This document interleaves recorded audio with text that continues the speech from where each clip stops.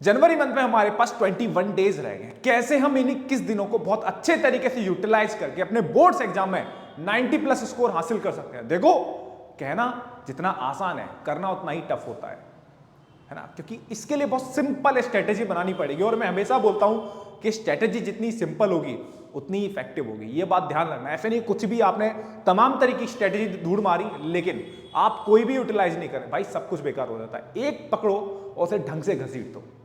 ठीक है, देखो सबसे पहले आप उठाओ आपकी जो डेट शीट है। हर एक बच्चे को डेट शीट पता होगी, एक बार मैं बता देता हूं जल्दी से। देखो 18 फरवरी से आपके पेपर स्टार्ट है। ठीक है, पहला पेपर आपका पीएचई का है, 20 तारीख का आपका पेपर फिजिक्स का है, फिर 28 फेब केमिस्ट्री, 28 फेब का केमिस्ट्री का पेपर है। गैप ठीक ठाक है केमिस्ट्री के पेपर में, लेकिन फिजिक्स के पेपर में गैप नहीं है। फिर आपका 9 मार्च को आपका मैथ्स का पेपर है, 12 मार्च को आपका इंग्लिश का पेपर है, 25 मार्च का आपका सीएस का पेपर और 27 मार्च का बायोलॉजी का पेपर है। ये तो आपका देखो ओवरऑल आपकी डेट शीट हो गई। लेकिन जनवरी मंथ तक आपको हर एक सब्जेक्ट इक्वल वे में पढ़ना पड़ेगा। जितना टाइम आप फिजिक्स को दे रहे हो उतना ही टाइम आपको केमिस्ट्री को देना पड़ेगा, उतना ही टाइम आपको मैथमेटिक्स को देना पड़ेगा। ऐसे नहीं कि कोई एक सब्जेक्ट, किसी एक सब्जेक्ट को आपने साइड में रख के पढ़ दिया, ऐसे नहीं करना भाई। जैसे जैसे फरवरी में आप एंट्री करोगे, वहां के बाद आपकी स्ट्रेटेजी थोड़ी चेंज हो जाएगी। आप थोड़ा इंक्लाइंड हो जाए ना फिजिक्स की तरफ, क्योंकि एक दिन का गैप मिला आपके फिजिक्स के पेपर में। ठीक है, तो भैया देखो स्ट्रेटेजी में मैथ्स की बताने वाला हूं। टोटल हमारे पास 13 चैप्टर है। 13 चैप्टर को कैसे करना है और कौन सा चैप्टर पहले करना है, ये भी ध्यान रख लो। देखो पहले आप इजी चैप्टर से शुरुआत करोगे। क्या भाई 21 दिन में हो जाएंगे? बिल्कुल हो जाएंगे मेरे भाई। कुछ चैप्टर तो ऐसे हैं जो 3 से 4 घंटे के अंदर बहुत आसानी से हो जाते हैं। देख, जैसे मैं पहले बात करता हूं इजी चैप्टर्स की, तो इजी चैप्टर्स की अगर मैं बात करूंगा तो पहला चैप्टर है आपका आईटीएफ, दूसरा चैप्टर है आपका मैट्रिक्स, तीसरा चैप्टर आपका डिटरमिनेंट और चौथा चैप्टर आपका एलपीपी और पांचवा चैप्टर है मेरे भाई, कहां गया मेरा मार्कर, हाँ पांचवा चैप्टर है आपका वेक्टर एंड 3D। ये 2 चैप्टर बनते हैं आपके वेक्टर एंड 3D को मिला के। अब सुनो मेरी बात, देखो साहब आईटीएफ बहुत ही सिंपल चैप्टर है। ठीक है, इसकी मैं वीडियो डालूंगा आईटीएफ की, तो मैं आपसे बोल रहा हूं कि एक वीडियो में इस पूरे चैप्टर को बहुत आसानी से खत्म कर सकते हो। ठीक है, आईटीएफ आपके बोर्ड्स एग्जाम में कितने नंबर का आता है? 3 नंबर का आता है। मैट्रिक्स और डिटरमिनेंट को मिला देंगे तो भैया 10 से 11 नंबर का आपका आ जाता है ना, 10 से 11 मार्क्स का आपका पूछा जाता है। अगर बात करेंगे एलपीपी, सिंपल चैप्टर है, 5 नंबर का आपका पूछा जाएगा। और वेक्टर और 3D को मिला के भैया बहुत बड़ा चंक बनता है 14 नंबर का। अगर आप इन्हें इंक्लूड मारोगे ना, 14 5 19, 19 और 10 आप मान लो 29 हो गया, 29 और 3 कितना हो गया? 32 हो गया। तो 32-33 नंबर का आपका अप्रॉक्स इन चैप्टर से पूछा जाता है। और आप खुद पूछो भैया कि ये जो चैप्टर्स हैं कितना टाइम लेते हैं? भैया बिल्कुल टाइम टेकिंग चैप्टर नहीं है। अच्छे से अगर आप लग गए ना एक बार, और जिनकी मैं वीडियो बिल्कुल अच्छे तरीके से कंसेप्ट उठा के हर एक वीडियो में आपको डालूंगा, जिसमें कंसेप्ट होंगे, एनसीईआरटी के बेस्ट क्वेश्चन होंगे, पीवाईक्यू होंगे एंड सैंपल पेपर के one of the best question आपको देखने के लिए मिलेंगे इस सेशन में, जो भी आपके लिए आगे मैं वीडियो लेके आने वाला हूं। क्योंकि हम भी इसी स्ट्रेटेजी पे चलने वाले हैं। पहले आपको स्ट्रेटेजी और फिर 21 डेज में हम कोशिश करेंगे कि आपके कंप्लीट मैथ्स के बेहतरीन क्वेश्चंस का आपको एक है ना कंपाइलेशन आपको दे दिया जाए। ठीक है, अब आते हैं भैया मॉडरेट चैप्टर। मॉडरेट चैप्टर हमारे क्या, रिलेशन एंड फंक्शन को मॉडरेट चैप्टर बोलोगे भैया, सिंपल है। आप अगर इसमें 8 से 9 घंटे आपने इस पूरे चैप्टर को दे दिया, रिलेशन एंड फंक्शन को, कोई क्वेश्चन नहीं बचेगा आपके लिए। ठीक है, फिर बात करते हैं डिफरेंशियल इक्वेशन। डिफरेंशियल इक्वेशन बात करेंगे तो भैया डिफरेंशियल इक्वेशन आपके बोर्ड एग्जाम में 6 से 7 नंबर का पूछ लिया जाता है। मॉडरेट चैप्टर है। कैलकुलस, इंटीग्रेशन विंटीग्रेशन आपको बहुत अच्छे से करना, मतलब नॉर्मल अगर आपको इंटीग्रेशन भी आता ना तो भी इस चैप्टर को आप खींच ले जाओगे। बात करते हैं कॉन्टिन्यूटी एंड डिफरेंशिएशन, डिफरेंशिएबिलिटी भी बोल दो।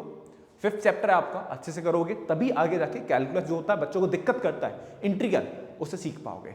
तो ये भैया मॉडरेट चैप्टर हो गए। डिफिकल्ट चैप्टर या हार्ड चैप्टर्स बोल सकते हो भैया। देखो यार एओडी, मैं बोलता नहीं कि भैया एओडी बच्चों को दिक्कत देता है।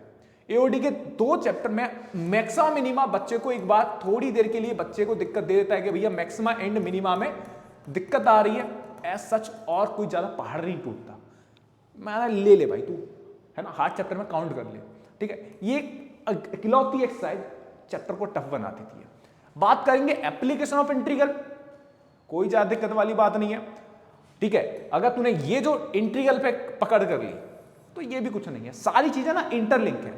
यहां ज्यादातर चीजें इंटरलिंक नहीं है, यहां पर ज्यादा इंटरलिंक है कि भैया जब आप इंटीग्रल करोगे तभी आप एओआई करोगे अच्छे से कर पाओगे, एओडी भी तभी अच्छे से कर पाओगे जब आपका डिफरेंशिएशन वाला पार्ट अच्छे से हो जाएगा। तो ये सारी चीजें बहुत अच्छे से आप देख लो भैया। और दूसरी बात कहेंगे प्रोबेबिलिटी। देखो प्रोबेबिलिटी में मैं ब्रेक करके आप चीजों को देखो, मैं सिर्फ ओवरऑल अगर मैं बोल दूंगा कि भैया प्रोबेबिलिटी आपका हार्ड चैप्टर है तो बहुत बड़ी बेवकूफी होती है। मैंने बेशक हार्ड चैप्टर में लिखा है, लेकिन अगर आप ब्रेक करके देखोगे ना तो इसमें बेसिकली 3 चीजें मेजर तरीके से आपसे पूछता है। कैसे भैया? प्रोबेबिलिटी में आपको पहले मिलेगा आपका सिंपल सा कंडीशनल प्रोबेबिलिटी, फिर आपका नेक्स्ट एक्सरसाइज में पूछा जाता है इंडिपेंडेंट प्रोबेबिलिटी। तो 13.1 और 13.2 बहुत सिंपल है। अगर तू अच्छे से मतलब बेसिक अगर 11th की छोटी छोटा जैसे आपने सैंपल स्पेस आपको निकालना आता है तो आप मान के चलो 8 नंबर का आपका 8 से 9 नंबर का प्रोबेबिलिटी पूछा जाता है। तो 13.1 और 13.2 से 4 नंबर का पूछा जाता है और ये सिंपल है, ठीक है। हाँ 13.3 बेस थ्योरम आती है। बेस थ्योरम में लैंग्वेज की वजह से ना बच्चा प्रॉब्लम में चला जाता है कि भैया लैंग्वेज हार्ड आ गई, फंस गया। लिटरली अगर मैं बाद में लिख देता हूं बच्चों के ओवर मतलब ये जो व्यू है ना बच्चों के हिसाब से व्यू रखा है मैंने, अपने हिसाब से नहीं रखा कि भैया प्रोबेबिलिटी आसान है। मेरे हिसाब से देखेगा तो आसान है, बच्चों को टफ लगता है ना जाने क्यों। ब्रेक करके पढ़ोगे आसान लगेगा, अगर प्रॉपर अगर प्रोबेबिलिटी नाम सुन के डरोगे तो दिक्कत हो जाएगी, ठीक है। हाँ फिर आपका AOI है, एप्लीकेशन ऑफ इंटीग्रल को करना अच्छे तरीके से, ये सारी चीजें हो जाएंगी, ठीक है। अब देखो भैया समाधान तो ये तो सारी चीजें होंगी, इनका क्या सॉल्यूशन है? देखो इनका एक ही सॉल्यूशन है, one of the best solution है। 10 तारीख से आप लगोगे, तुम्हारे साथ मैं भी लगूंगा, जब भी चीजें आप कर पाओगे अच्छे तरीके से। आप सोचोगे भैया आपके भरोसे छोड़ दिया जाए तो दिक्कत है भाई, ठीक है। तो मैं भी आपके साथ लगूंगा। तो 10 तारीख से मैं आपके लिए लेके आ रहा हूं क्या भैया? देखो one of the free series है, कोई दिक्कत वाली बात नहीं, लेकिन डेली जुड़ना है भैया आपको। मैं आपसे बोल रहा हूं ना कि NCERT के बेस्ट क्वेश्चन आपको दिखेंगे, PYQ दिखेंगे एंड सैंपल पेपर के सारा पूरा एकदम निचोड़ में आपको जो हमारी समर्पण सीरीज होगी, समर्पण 2.0 भैया 1.0 पहले में आपका जो दूसरा सेशन है मेरा, ठीक है। तो भैया समर्पण 2.0 आपका 10 तारीख को पहली वीडियो मिलेगी। पहला चैप्टर बिल्कुल रिलेशन फंक्शन स्टार्ट करेंगे, कोई दिक्कत वाली बात नहीं। और स्ट्रेटेजी जो भी होगी क्या स्टार्ट करना है वो बिल्कुल एक शॉर्ट में मैं आपको बता दूंगा, उसमें कोई दिक्कत वाली कुछ चेंज होगा तो शॉर्ट में आपको बता दूंगा। लेकिन अभी जो मेरी प्लानिंग चल रही है मैं सोच रहा हूं कि बिल्कुल पहले चैप्टर से आपको स्टार्ट लेके चलूं। तो भैया समर्पण सीरीज में सभी बच्चों का स्वागत है। पढ़िए तगड़े तरीके से, मन लगा के पढ़ाई करिए। और मैं कहूंगा मेरे भाई इस टाइम रजाई वजाई में जो लग के बैठे हो ना, इसे साइड में रख दो, ठीक है। अब आ जाओ एकदम भयंकर वाले जोन पे। अब ये टाइम ठंडा होने का नहीं है, ये टाइम ठंडा होने का नहीं कि भैया ठंड रखिए रजाई में घुसे ना। अब है टाइम गर्मी का, जितना आप पीक लेके जा सकते हो अपनी पढ़ाई को लेके जाओ और मन लगा के पढ़ाई करो, तोड़ के पढ़ाई करो, जबरदस्त पढ़ाई करो, ठीक है। Bye bye.